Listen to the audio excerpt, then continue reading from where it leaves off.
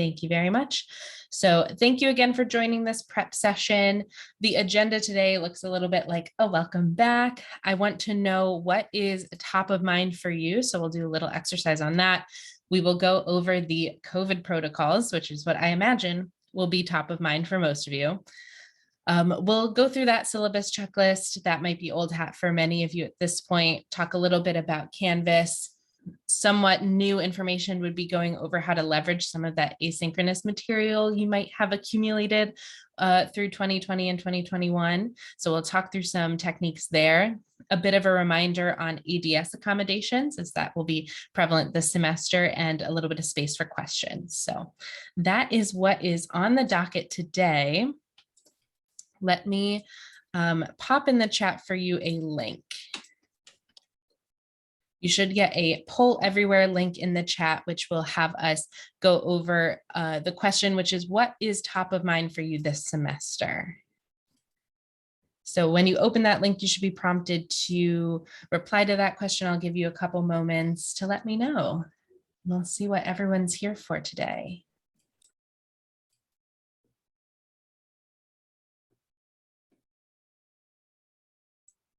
And this isn't a word cloud, so you can put semi-full sentence fragments in there if you wish.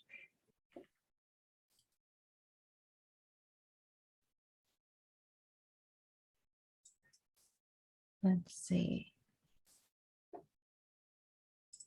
There we go. It might have been just deactivated for you, but it should be open now.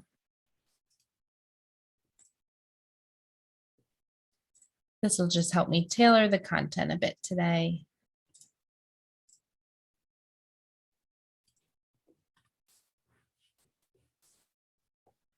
It's possible no one has anything top of mind. You're just hoping the semester will come to you.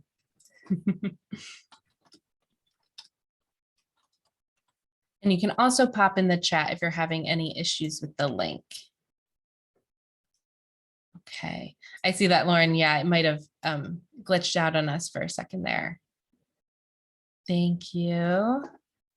New syllabus requirements, quickly learn and master Canvas.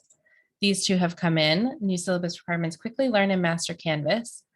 Just wanted to get a sense of what others are doing. Yes, always lean on your colleagues. They are the experts, hoping that classes are held in person and keeping students engaged. Fingers crossed on that front as well, whoever added that in there, hoping that classes are held in person, but being ready and flexible if otherwise. But that sounds great. I think this is all going to get covered in our topics today. Restrictions on in-person class activities. Yeah, we'll talk about what the current COVID protocol looks like. So we'll have to see what that has in store for us. Thank you. I see just one or two folks joining us here in the waiting room. All right, we'll keep rolling. So in our conversation here, the first option or the first topic we're thinking about is COVID protocol. So do visit umd.edu/4Maryland. That's going to have the most up-to-date information. I'm telling you what's true as of January 12th, 2022.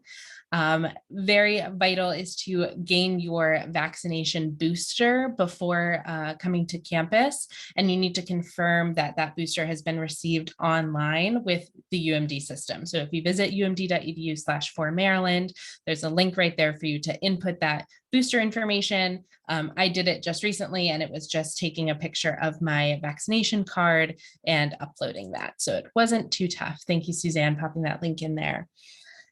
What was the most new information, I think, recently was the new requirement that we need to be wearing KN95 masks in the classroom for all classroom activities. If you don't have a KN95 or a handful, you can get them for free through the Stamp Union building. It's the Stamp building on campus, and you can just enter and they're there for free. You don't have to have your ID or anything. So that's a nice and simple process, but you can also get your masks by contacting your department coordinator. So they will also be able to help you get one or two of those masks to have on hand. And the students are also expected and required to wear their KN95 masks in the classroom. So that is slightly new information. We will discuss in a quick second about the syllabus language, but you will see that we put in just a line or two about how the students can access KN95 masks and the fact that that's required for the classroom. So you'll see that that detail is being distributed to your students as well. Now, the testing protocol for COVID, I have just familiarized yourself with the testing protocol because I don't know that it's going to stay the same. That is also available at that link, which will have you, I'll open it here for us, COVID-19 information, making sure that you are getting a rapid antigen test, including at-home tests, no more than 48 hours before coming to campus on January 24th.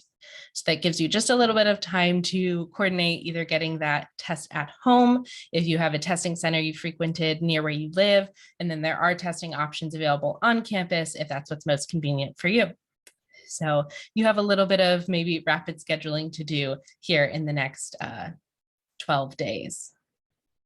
Any questions on this so far? I didn't say, but I'm happy to just have you unmute or pop in the chat if you have questions as I'm going along. Anything thus far? Hey, Carrie. Hi, Phil. Hi. I went through and uploaded my booster information as well, and things like that. I was wondering on the testing that we have to do before we come back on the 24th. We don't have to load the results anywhere for that, do we? I didn't see anything. So I believe it is in just about the same place. So return.umd.edu. There's a confirmed test results. I think that is actually where you load your results. I see. Okay. But yeah, I think it's about the same process, but hopefully fingers crossed everyone's loading negative results in there. Perfect question. You did that really quick again, Carrie. Where did you find that? That was return.umd.edu, Okay, got it. Which should, if you are clicking any of the resources in here, it'll probably take you over to that page too.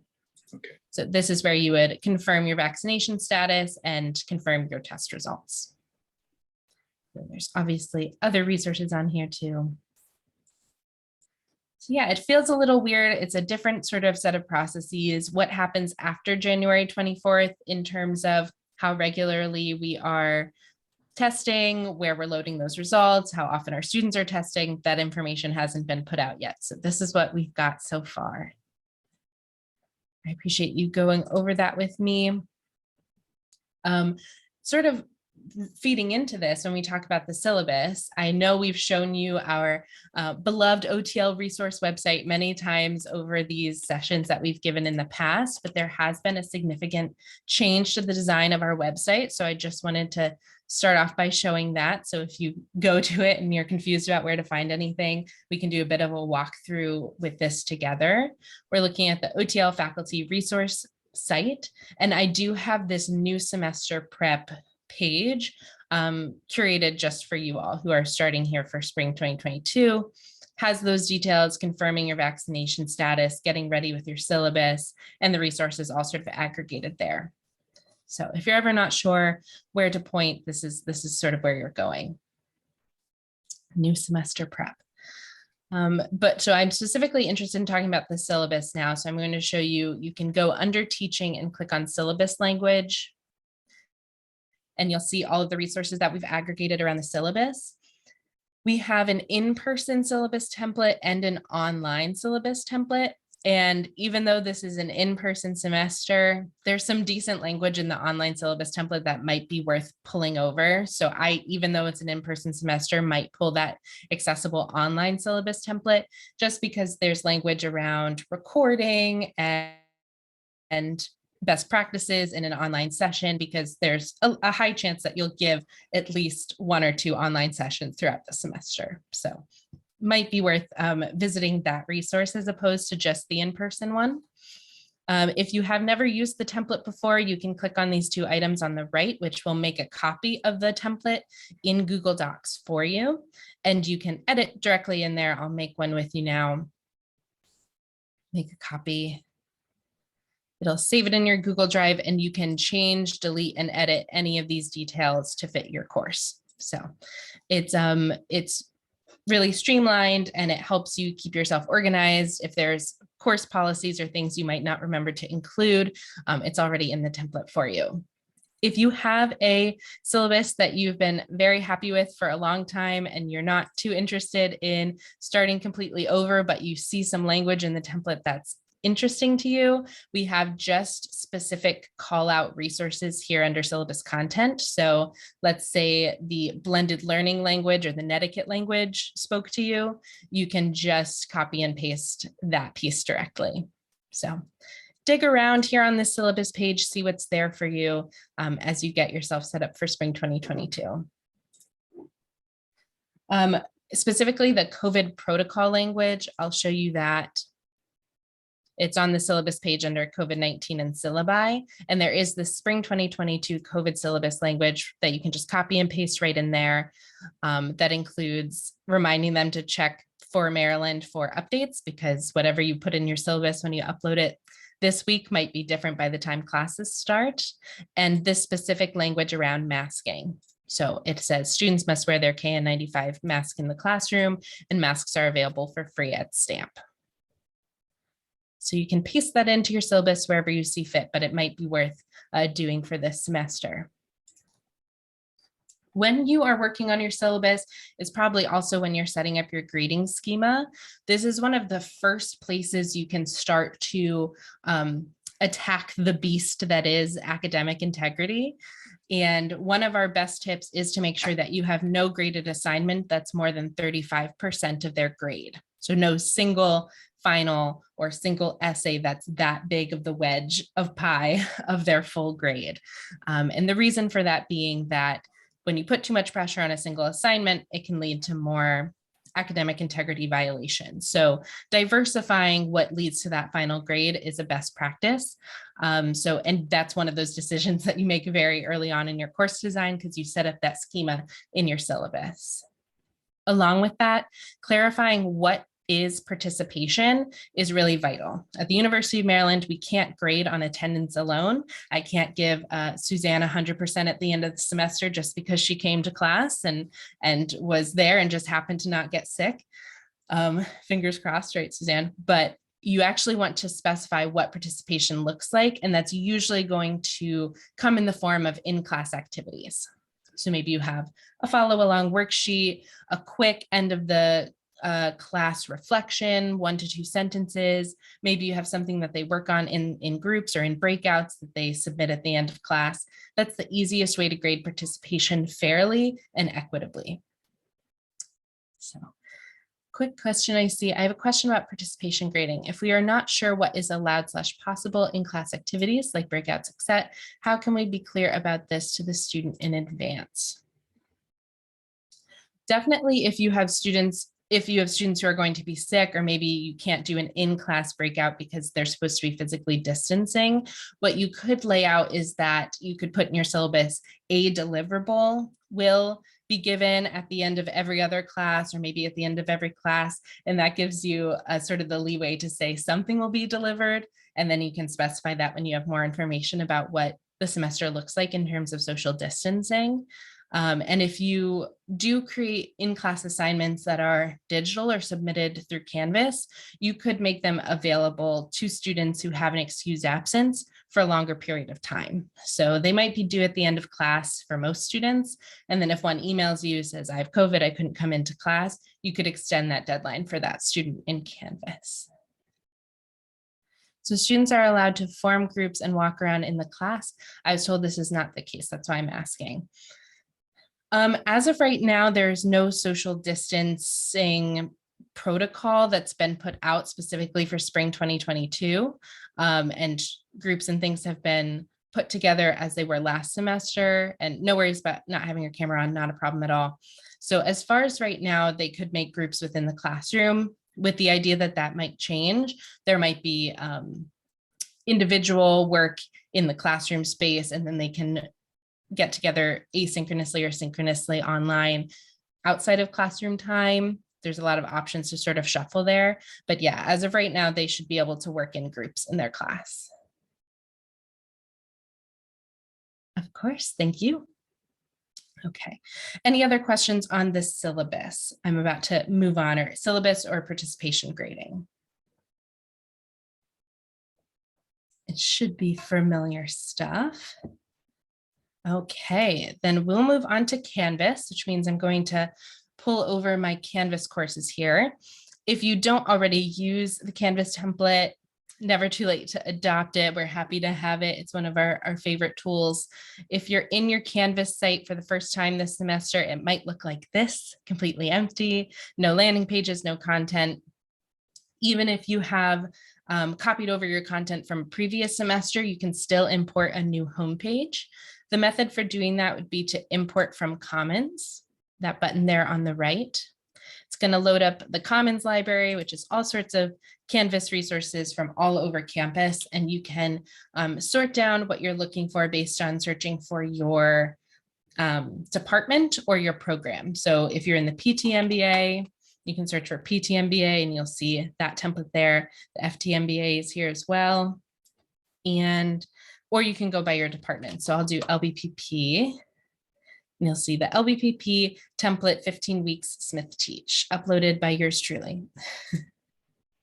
When you click on it, you'll see a bit of a preview and you'll say import/download.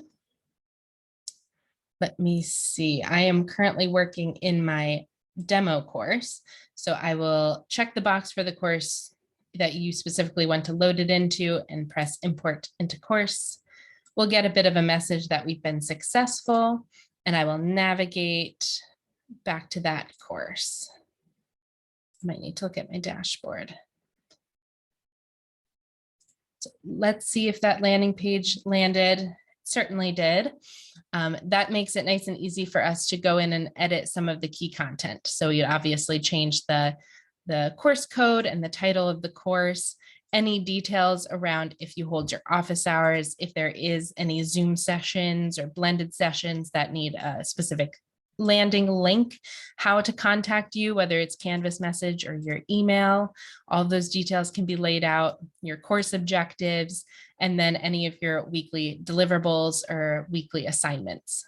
So this is likely already existing in your syllabus somewhere. So you can either do a nice copy and paste, or you can delete the 15 weeks or 8 weeks that we have here and replace it with a table from your syllabus.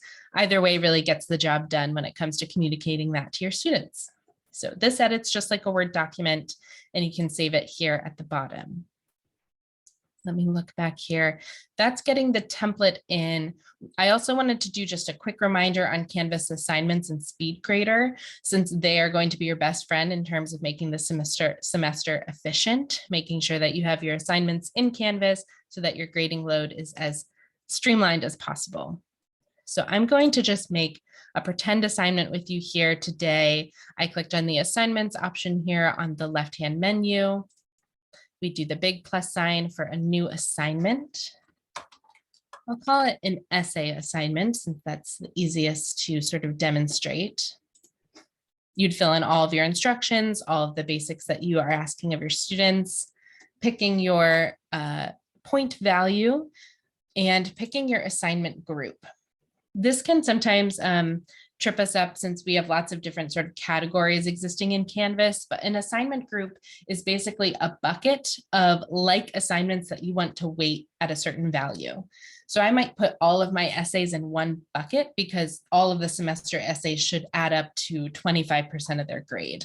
Or if you do an in-class assignment every day and there's 13 of them, you can put them all in one bucket and have that weighted at a 10% participation grade, or whatever you're comfortable with. So I don't have any other buckets in here except for assignments, but that's what those are used for. We will display the greatest points. That's usually the easiest, and look at our submission type. I don't know that on paper will be very popular this semester with the anticipation that students may be out sick. So I think online is going to be our best bet. And I'd probably do file uploads for an essay. For something like uploading an essay, leaving it to unlimited attempts means that the students can accidentally submit the wrong draft and correct it without having to bother you, which is always a big plus. You can use the built-in originality checker, Turnitin, if you are looking to check for citations and things in their written work. And then marking a group assignment. So if you do give a presentation or a group essay and you want to give the whole group one grade and grade it as one item, you can create groups in Canvas and then assign it to those groups here in that specific assignment. So you might make groups for a project or an essay, either have the student self-select or have it be randomized, and then you'll be able to grade all 5 students in one go based on their given essay. So we can go over the steps of that if it's interesting to folks, but it's just good to know that it's a possibility. Phil asks, can you weight items inside a bucket? I think from within the bucket, you have to do your own internal math of point value. So one of the things could be 50 points, the other ones are 25, things like that. But I don't think you can program in weighting within a bucket. I'm looking at Suzanne. I could never figure that out either. That's why I just made every assignment a different, or everything I had was a different assignment in its own bucket, because I wanted some things to be weighted 35% and some 10%. I could never figure it out. It just would equally weight everything. So. Right. Unless you make them the same point value and then put them inside a bucket, but then you're doing extra math. But very good question. Yeah, like normally I would say like if one assignment weighs more than, like it's worth more than the others, I just give it more points than the others. It was within the same, like 25%. Same bucket. Yeah. That's your best sort of hack. Yeah, I always do percentages. So, but yeah, okay. Excellent. The last box here is our assigned to box. These dates are very vital. Available from and available until are the hard set deadlines. Students will not see the assignment until it's available, and they will not be able to see or access it when it's closed. And then the due date is sort of a cosmetic date that is just marking when they should have it in by, but students will be able to submit afterward up until the until date. It will just be marked as late. So the due date is for you to know when something was actually turned in. And it is the date that is advertised to the student and put on their calendar as when something is due. I alluded to the fact that some ADS accommodations items might come up later on, and it will likely come in handy to know that you can add an assigned to box and add a specific student. I have no other students enrolled in my pretend course, but you could type in the specific name of the student, select that student, and give them a separate due date and time window. So that can very much come in handy when we get to that part.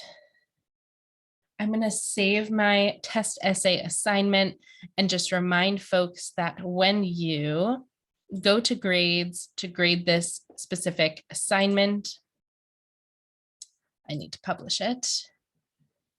You can use the speed grader to more efficiently grade. No students in my class. It won't let me demo. But that will basically look like that you can see each individual student's submission and have an option on the side of your window to put in that point value or use your rubric if you're planning to, all in the same window. So it's a lot easier than toggling between their Word document and your grade window. Do you want to add me to your course, or? If folks have more questions about SpeedGrader at the end, I think I'll circle back and demo in another course for that reason. All right, any questions in the Canvas land before I move on? I know we have more sessions on Canvas later in January, so you might be holding your questions.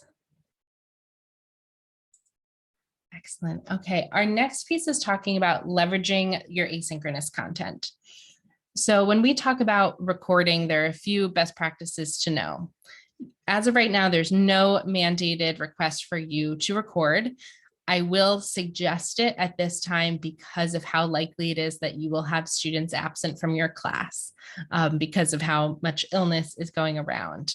Recording your class can save you from having to re-lecture again in your office hours and re-answer questions and have students have large gaps in their understanding. There's the option to record in your classroom through Panopto using the built-in tools in the classroom versus you can use lecture that you've already recorded in Panopto for previous semesters, or you can do short recordings on your own. If you are recording a Zoom session like I did today, you cannot mandate that the students turn on their camera. Even if you're not recording, you can't mandate that they turn on their cameras. You can gently ask, I'd really love to see your faces today. It makes teaching easier for me, something like that, to encourage them to do that, but there's no compelling them to. And you need to announce that you're recording. So I had to put that slide in my slide deck or else I was going to forget. So if you do use slides, it's always a good idea, or pop a Post-it note somewhere on your computer if you're holding a Zoom session that you'd like to record. And I would expect some effect on your participation, right? It is shown that if you're recording, students will tend to use the chat instead of unmuting or use any of their other tools to communicate because they know that they're being recorded. It is the trade-off of having your session be recorded is that participation could lower slightly. I still see a lot of value in students putting their thoughts in the chat or using the tools like the Padlet or whatever other sort of asynchronous polling tool I'm using. So it's not a huge cost. And it is something that you can explain to your students that you know that participation may drop off. And these are the reasons why you'd love to still see them participate. But it's just, you're not doing anything wrong if you see a sudden difference just because you started recording. So a little warning there. Any questions on recording for the semester? Hey, yeah, Carrie, quick question. When you run Panopto, excuse me, it seems to me that anything that happens in the chat box gets captured and dropped somewhere. Is that always the case, or do you have to tell Panopto or tell the system, please capture everything that comes into chat box? Sure. So if you are recording a Zoom session with your chat and your screen share and everything, and you record to the cloud, it's going to process that whole recording and then send it over to Panopto, but it's only going to send over the video and the audio. So that's going to be what was seen and heard. It's not going to include anything in the chat. You as the host of the meeting will be able to access a file of what was typed in the chat. So if you want to provide that as sort of an addendum to that recording, you could load that onto Canvas, but that's not automatically going to transfer over. And that's a good best practice if you are recording a session and there's something on chat is to read the question out loud. So then you don't have to worry about copying over the content. Okay, and so that just gets, that file automatically gets written to my user. Yes, I believe it actually, you know, I'm not sure versus recording on your computer versus recording on the cloud. I'm sure you can access it somewhere on the cloud on like umd.zoom.us. On your computer, it goes under a file called Zoom, and you can see all the chat logs from all the sessions you've ever hosted. Kind of a weird ism somewhere on your computer, there's a little Zoom folder with all of those. If I use my own laptop for lecturing in the classroom, how should I do Panopto recording? If you're using your own laptop, you still might end up using the in-class Panopto recording software because it's hooked up to those cameras that are in the classroom. So it's going to be your best audio and visual as far as your actual lecture goes. And then if you are sharing slides and you want those to be captured, you might need to do those somewhat separately. You could also include the classroom recording and then just attach your slides and have the students follow along on their own if they're tuning in from the past or from the future. And then if you're using your own laptop for lecturing the class, you can record on your laptop itself. It's just the camera and audio might be a little bit worse. Yeah, and then to the second question here, Panopto will record the Zoom sessions, but how about in-person sessions? Yeah, you'll want to use Panopto for in-person sessions, most likely on the classroom computers. And then if you're hosting any digital sessions, asynchronous sessions, or at-home sessions, you'll use Zoom and record to the cloud. Can I add something? Sure.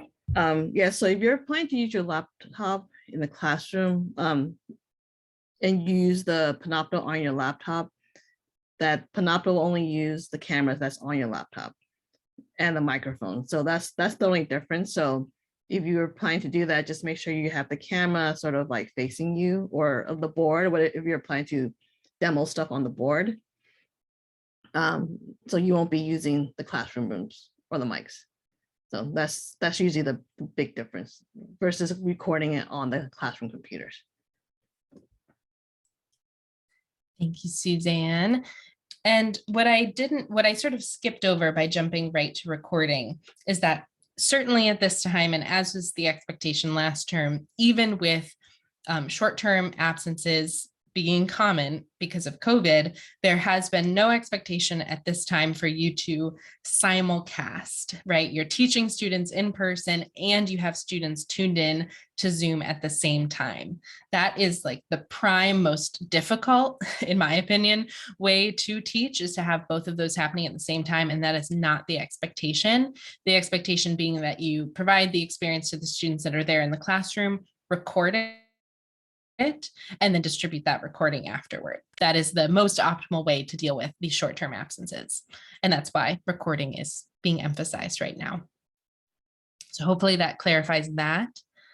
And I will move on. The Canvas quizzes and exams, that's just a reminder that if you want a short couple questions answered, or you just want to touch base with the students and know that they got a couple things under their belt, or they understand a couple of the key definitions here there, you can use short Canvas quizzes, automatically graded, a couple of points that feed right into your gradebook. It's just a great way to get a couple of pulse checks that go right into the gradebook. You don't even have to do any individual grading. That can feed your perspective of how the students are doing and what they're picking up on. With that being said, if you do have any asynchronous material, any videos that you have them watch as homework, you can insert quizzes directly into those videos. So I have a little picture here of Basu, our unknowing model today, with a built-in quiz that comes in right at 1 minute into the video. So he lectures for a minute, and then there's an ABC multiple choice quiz question that they can answer and just do a pulse check of whether or not they understood the first minute of the video. I'm not going to demo today unless we have time and questions at the end how to do that, because I think it's going to get more heavily covered on Friday, which we will record if you're not able to make it on Friday. But that's a really great way to make sure that students actually interact and participate with your asynchronous material. That's a big complaint, is that if you do decide to flip your classroom, do asynchronous lecture as homework and then in-class activity, is that you're never quite sure that the students actually watched or read the lecture. Putting these small pulse checks in that content will help you know that they've really engaged. And my last piece, yes, thank you, Suzanne, on asynchronous material was on in-class activities. And we've talked about a few of those options. Some that I like to use are Padlets, where the students can contribute to a discussion board, basically live in class. I showed a little bit of Poll Everywhere earlier at the beginning of class. That can be a good way to get everyone contributing. I never shy away from using some Google Docs or Google Slides as a collaborative exercise for the students in class. Maybe you make a short worksheet that they fill out. Maybe they need to come up and create 2 to 3 slides on a given topic in small groups. That's always a great way to make sure you have a quick deliverable from them. And those can be sort of on hand as ways to get some engagement in your day-to-day. Any other questions on asynchronous? All right. Suzanne is keeping us up to date with our resources on the chat. ADS accommodations, which I think will be fruitful this semester. And ADS as a service is going to be one of your first places to go when it comes to making any accommodations for students who have COVID or have any sort of disability in relations to that. So the first place you can go is to visit the ADS portal. If you haven't had this happen before in a semester, you should get an email that warns you that you have a letter from a student in the portal. So if you've never visited it before, it's probably that you've never had a student with an accommodation. But you can just go to double check yourself and you will see letters from individual students written with help from the ADS office on the specific accommodations that they need. And it's usually very detailed. It tells you exactly how much time they might need on an exam or if they need certain things repeated. And it's basically a quick prescription for you on what to do. So if you have any questions, sometimes you want a little clarification on the request, you can contact the ADS front desk at umd.edu. They're very responsive and they're very helpful, and they can even help you make adjustments to your instruction and your Canvas site. We can also help with that if you have something in Canvas you need to change based on an ADS request. Both of these groups are your friends. So just a heads up that that might be a little more prevalent this term. And I think I'm about wrapping up. I went on hyperspeed today. A reminder that we have at least 3 more events coming on here in January. So we'll really focus on Panopto this Friday. We'll do a little more Canvas in depth next Wednesday, and then designing engaging classes for in-person, online, blended, we don't really know, is coming up Friday, January 21st, in the hopes that we have even more information on what the semester looks like by the time we talk to you about designing your course. So, and that is what I've got. Thank you so much there in the chat. I have plenty of time for questions. I appreciate you all joining us today. I know we went nice and fast, but is there anything still top of mind that you'd like to chat through?